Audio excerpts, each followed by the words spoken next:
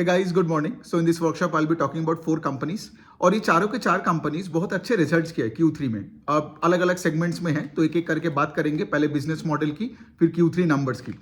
तो सबसे पहले हम बात करने वाले हैं नुवामा वेल्थ मैनेजमेंट की. तो अगर आप देखोगे ये वेल्थ मैनेजमेंट स्पेस में एक कंपनी है. तो नुवामा का अगर मैं आपको बात बताऊं कि लाइक वो कितना अच्छा कर रहा है तो पहले अगर थोड़ा देख लेते कि बिजनेस मॉडल क्या है. तो ये इडलवाइज का पार्ट हुआ करता था और 2021 में ये डीमर्ज्ड होकर ये अलग से अपना एक एंटिटी बनाया. ठीक है. तो ये वेल्थ मैनेजमेंट स्पेस में है. तो इनका जो अगर आप देखोगे majority part of the money that they make in a year वो आता है अपना वेल्थ मैनेजमेंट स्पेस से. इनका अलग से अपना एक प्लेटफॉर्म है जहां पे they cater to the ultra HNIs and the HNI clients and the affluent clients. Nuvama by the way कोई भी से फॉर एग्जांपल कोई एकदम ही गरीब सस्ता रिटेल इन्वेस्टर के साथ काम नहीं करता है. उनका है अल्ट्रा HNI होनी चाहिए. ठीक है. तो ये बनता है नुवामा का बिजनेस मॉडल के. आपको समझ में आया कि क्लाइंट टाइप क्या है. अब उनका जो प्लेटफॉर्म है वो अपने क्लाइंट्स को सारे टाइप का financial services and advisory provide करते हैं. उनके पास अगर आप देखोगे 1100 के आसपास रिलेशनशिप मैनेजर है. मैनेजमेंट सेल्स के अगले 4-5 साल में ये नंबर भी डबल होने वाला है. नाउ नुवामा का अगर आप देखोगे कि उनका 60-65% ऑफ सेल्स आता है वेल्थ मैनेजमेंट से. ठीक है. जैसे मैंने बताया एडवाइजरी हो गया और भी बहुत सारे सर्विसेज प्रोवाइड करते हैं. प्राइवेट इक्विटी सर्विसेज प्रोवाइड करते हैं और उसका एक डिवीजन है जो कैपिटल मार्केट्स लिंक्ड है. ठीक है. कैपिटल मार्केट्स लिंक्ड है मतलब से अगर इंस्टीट्यूशनल इक्विटीज प्रोवाइड करनी हो. ठीक है. फिर उसके बाद ब्रोकरेज सर्विसेज हो. ये सब कुछ नुवामा प्रोवाइड करती है. सो नुवामा का जो Q3 का नंबर्स आए बहुत ही इंटरेस्टिंग एंड एक्साइटिंग हुआ है. तो मैं ऑफ कोर्स अपना कॉपी लेके बैठ गया. सो पहला पॉइंट तो आपको ये देखना पड़ेगा कि कंपनी का सेल्स का ग्रोथ है 38% YOY और इनको ऑपरेटिंग लेवरेज भी मिला बिकॉज इनका प्लेटफॉर्म बिजनेस है. और अगर आपका एक बार प्लेटफॉर्म बन जाता है तो पूरा आपका टॉप लाइन बॉटम लाइन में शिफ्ट हो जाता है बिकॉज फिक्स कॉस्ट पे आपको कंट्रोल मिलता है. तो इनका पैट ग्रू 60-65% के आसपास है ना YOY बेसिस.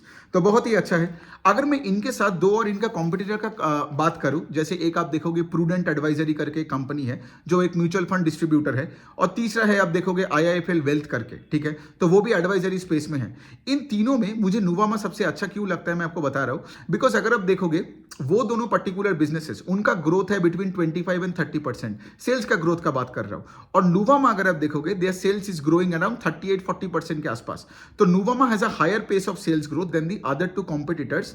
मैं लिस्टेड स्पेस का ही बात कर रहा हूं इन द मार्केट. ठीक है. तो पहला पॉइंट तो है कि पेस ऑफ ग्रोथ अगर हायर है तो मेरे लिए बेटर है.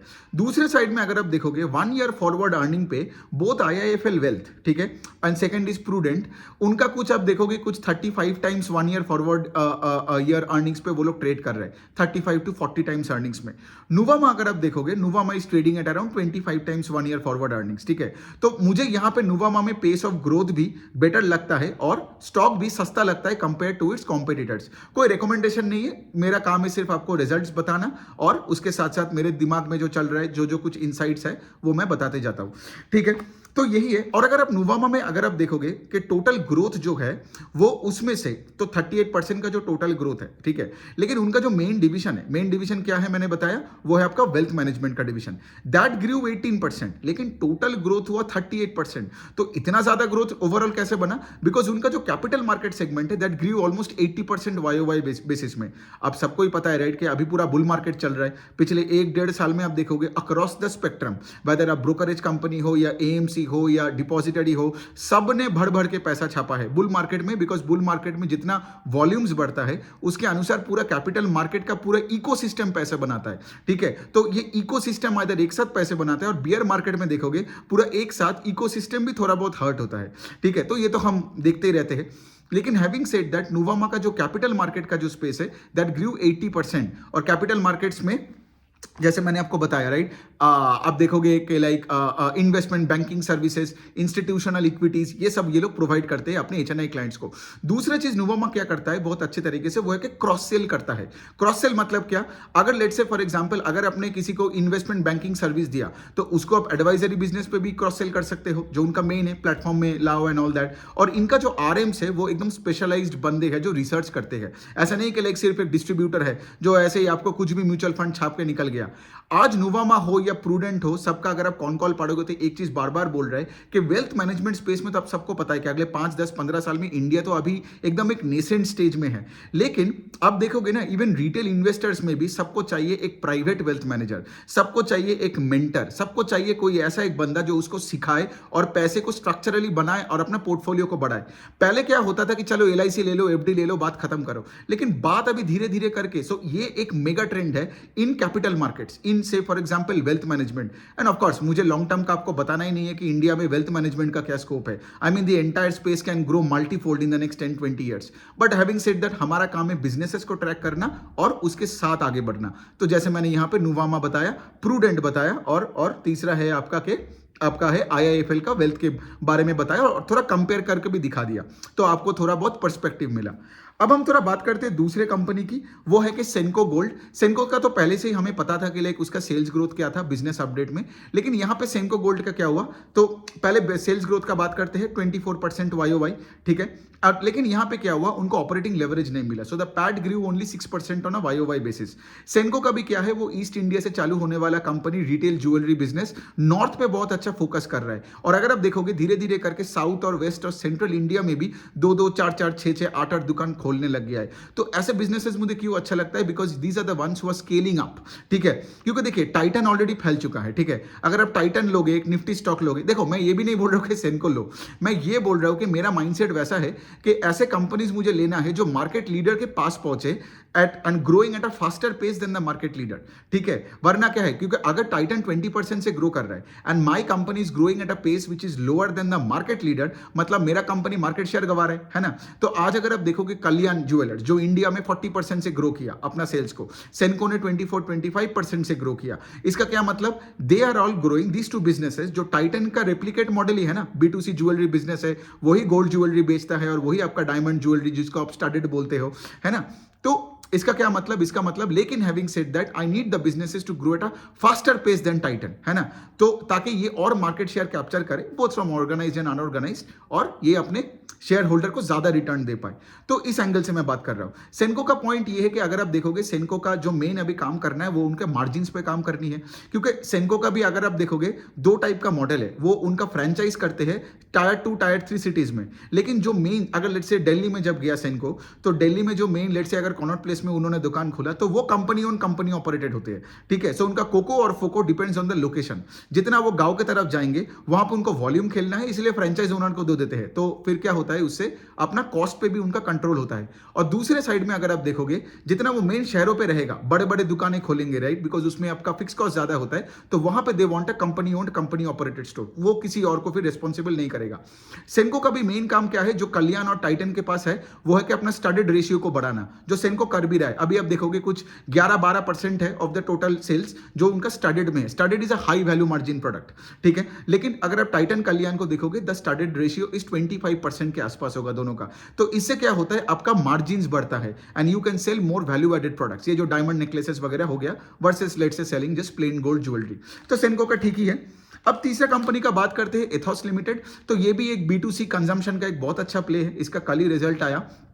तो एथॉस क्या करते हैं, ये जो बड़े बड़े स्विस का जो वॉचेस का ब्रांड्स होते हैं वो इंडिया में उनका रिटेलिंग करते हैं। एथॉस का खुद का कोई व्हाइट लेबल, कोई अपना कोई ब्रांड नहीं है, ये स्विस वॉचेस के साथ ही लिंक अप करते हैं। I think they have over 60-65-70 brands के ऊपर होगा जिनके साथ वो टाई अप करते हैं। एंड बहुत ऐसे स्विस वॉचेस का कंपनी है, क्योंकि देखो उनको भी इंडिया में आना है, बिकॉज आज आप देख रहे हो इंडिया में ये प्रीमियमाइजेशन का ट्रेंड चल रहा है। धीरे धीरे करके लोग आज अपना घड़ियों का भी हो या ज्वेलरी का हो, सब कुछ ऑर्गेनाइज मार्केट में आ रहा है और सब एक्सपेंसिव प्रीमियम प्रोडक्ट्स खरीद रहे हैं ना। तो एथॉस का भी वही वाला कहना है। एथॉस का आज बहुत ही छोटी बिजनेस है, 60 के आसपास उनका कुछ स्टोर्स है। अब जो अच्छी बात लगा, कल मैंने उनका मैनेजमेंट का थोड़ा बहुत कॉन कॉल का सुना, पहले 15-20 मिनट, फिर मुझे बाहर जाना पड़ा थोड़ा। तो जितना मैंने सुना मुझे अच्छा लगा कि ये लोग क्या बोल रहे हैं कि हम अगले फिस्कल में 25 बुटीक स्टोर और खोलेंगे। They have a base of 60 और 25 खोलेंगे। सो 25/60 मतलब उनका store expansion rate will be around 40%। 25 खोलेंगे अगला फिस्कल, जैसे मैंने बताया, ठीक है। तो 40-41% से अगर आप स्टोर एक्सपेंशन कर रहे हो तो मैं मोटा मोटी पकड़ सकता हूं कि आगे जाके इसी पेस ऑफ ग्रोथ के आसपास आपका ग्रोथ रेट होगा, है ना। दूसरे साइड अगर मैं इनका बात बोलूं एथॉस का, तो सिर्फ 23% का ग्रोथ है Q3 ओवर Q3। तो आप बोलोगे 23% क्यों? Because Ethos in the previous quarters used to grow north of 30। इसके वजह से क्या हुआ, बिकॉज ऑफ द श्राद्ध का कुछ मंथ्स, कुछ श्राद्ध का डेज होता है ना अक्टूबर में, तो उस अक्टूबर में क्या हुआ कि अक्टूबर में थोड़ा सा सेल्स इफेक्ट हुआ बिकॉज ऑफ श्राद्ध का month. And second of all, ये जो तमिलनाडु में जो फ्लड हुआ, तो एथॉस का कुछ दुकान जो तमिलनाडु में है, कुछ डिस्ट्रिक्ट्स में है, तो वहां पे भी अगर आप देखोगे चेन्नई में जो प्रॉब्लम हुआ उसके वजह से उनका भी सेम स्टोर सेल्स ग्रोथ उतना आया नहीं। बट हैविंग सेड दैट बहुत अच्छी कंपनी है, 23% से ग्रो किया YOY, इवन दो जब मेजर बहुत सारे कंजम्पशन बेस्ड कंपनीज है कॉन्स्टेंटली टॉकिंग अबाउट सेल्स का में ग्रोथ नहीं आ रहा है, टेपिडनेस दिख रहा है कंजम्पशन पैटर्न में एंड सो फोर्थ, फिर भी 23% ग्रो करना is pretty good. And when you like give out guidance के लाइक हम अपने स्टोर्स को 40% से एक्सपेंड करेंगे, it's not bad news for investors. तो ये बन जाता है फोर्थ वाला जो कंपनी है, जो लास्ट वाला है, ऑलरेडी 10 मिनट हो गया, so keep it very short. तो वो है आलूवालिया कॉन्ट्रैक्ट्स। तो अगर आप देखोगे आलूवालिया कॉन्ट्रैक्ट्स, तो ऑफकोर्स आपको पता ही है कि लेके इंफ्रास्ट्रक्चर लिंक्ड एक कंपनी है, तो उनका अगर आप देखोगे रिसेंटली, तो उनका सेल्स का नंबर बहुत अच्छा है, 37% YOY, किससे उनका Q3 ओवर Q3 का सेल्स का नंबर बढ़ा। एंड ऑपरेटिंग लेवरेज भी मिला because I think PAT grew 60% YOY। अब आप बोलोगे क्यों, तो जनरली क्या होता है, कोई भी कंस्ट्रक्शन कंपनी जब कोई प्रोजेक्ट लेता है, तो मैं आलूवालिया का एक एग्जाम्पल लेके बोलता हूँ, वो लोग अभी मुंबई में CST स्टेशन का एक प्रोजेक्ट में काम कर रहे हैं, ठीक है। तो जब आप कोई प्रोजेक्ट लेते हो, पहले कुछ महीने में in the first half of the entire project company को उतना पैसा नहीं मिलता है। मतलब मैं यहाँ पे आलूवालिया या PSP या ऐसे कंपनीज का बात कर रहा हूँ, क्यों? बिकॉज इनको डिजाइनिंग में पैसा लगता है, लेबर लाना पड़ता है, सारे अपफ्रंट खर्चे पहले करना पड़ता है ना। और जब आप डिजाइन कुछ कर रहे हो कोई एक पर्टिकुलर इंफ्रास्ट्रक्चर बड़ा प्रोजेक्ट का, तो क्लाइंट के साथ बात करना पड़े। यहाँ पे क्लाइंट आपका प्राइवेट भी हो सकता है या गवर्नमेंट भी हो सकता है, ठीक है। बाय द वे आलूवालिया का आई थिंक 70% प्रोजेक्ट्स आता है आपका गवर्नमेंट से और 30% है प्राइवेट का। बट हैविंग सेड दैट, जो भी हो जाए इन द डिजाइनिंग फेज, ठीक है, तो वहां पे क्या है, वहां पे तो क्लाइंट आपको पैसा पे नहीं कर रहा है, राइट। क्लाइंट आपको मतलब पैसा पे करेगा जब when you start executing, correct. तो लेकिन डिजाइनिंग फेज भी बहुत इंपॉर्टेंट है, बिकॉज अगर आपने ढंग से डिजाइन नहीं किया तो वो स्ट्रक्चर भी गिर सकता है और भी प्रॉब्लम्स आ सकती है। तो designing phase is the first phase of a project, जहां पे क्या होता है, कंपनी को उतना पैसा नहीं मिलता है। And I am talking about any infra company. जब वो second half of the project में जब एग्जीक्यूशन चलता है, तो क्लाइंट क्या होता है, after a particular period payment करता रहता है, करेक्ट। सो अभी आप देखोगे आलूवालिया का जो 37% का ग्रोथ आया है, आई मीन मैंने उनका कॉन कॉल अभी तक नहीं सुना, रिजल्ट कल देखा, इसीलिए आज मैं वीडियो बना के अपडेट दे रहा हूं। बाद में जब कॉन कॉल सुनूंगा तो जनरली उसका CST मुंबई में और एक अमृतसर में भी एक रेलवे स्टेशन का एक दो प्रोजेक्ट चल रहा था, जिसमें उन्होंने पिछले कॉन कॉल में बताया था कि वो रेवेन्यू रिकॉग्निशन, मतलब वो पैसा आना चालू हो जाएगा इन Q3 एंड Q4। तो ये जो 37% का ग्रोथ है, I am pretty sure, I guess, I mean I can't say with certainty because मैंने कॉन कॉल नहीं सुना, कि ये जो पैसा आया है बिकॉज वो CST स्टेशन का वो पैसा आने लग गया है, ठीक है। एक बार जब पैसे आने लग जाता है, मतलब क्या, अभी वो प्रोजेक्ट पूरा आराम से, अब तो ऑफकोर्स कंपनी के एग्जीक्यूशन में है, टाइमली अगर वो खत्म कर दिया तो उनको पूरा पैसा मिल जाएगा, राइट।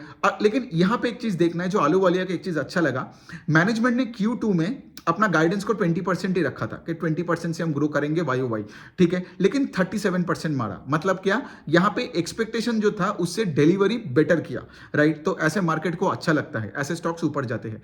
दूसरा चीज ये है कि मैनेजमेंट ने ये बात आराम से बोला है कि जब भी कोई इलेक्शन आता है, क्योंकि हमें देखना पड़ेगा कि 2024 में तो इलेक्शन का मंथ है, राइट। तो जब इलेक्शन आएगा उससे पहले, जस्ट कुछ महीने पहले और कुछ महीने बाद आफ्टर द इलेक्शन, उस टाइम पे आप देखोगे ऐसे कंपनीज का ऑर्डर मिलना डिफिकल्ट होता है। और आलूवालिया क्या करता है, Ahluwalia is a very conservative company, उनका बैलेंस शीट भी बहुत अच्छा है, आप देख सकते हो।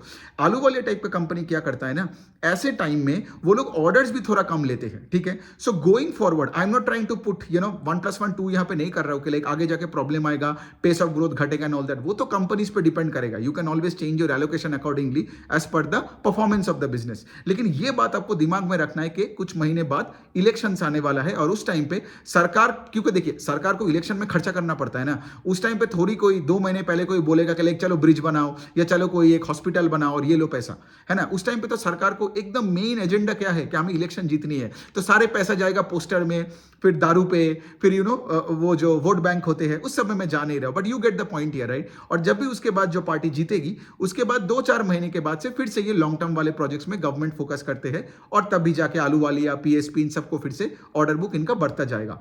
बट हैविंग सेड दैट, यार बहुत अच्छी कंपनी आलू वाली है, एंड मुझे ऐसे कंपनीज अच्छा लगता है जो लेट से गाइडेंस कम देता है, जैसे इसका 20% था और 37% का इनका इनका इनका टॉप लाइन का ग्रोथ आया इन Q3 ओवर लास्ट Q3। चलिए आज तक इतना रखते हैं, ये वाला वीडियो 14 मिनट हो गया है। आई हैव 10-12 मोर कंपनीज, तो मैं ऐसे 2-3 और वीडियोस बना के आपको सारे अपडेट्स दे दूंगा। Thank you.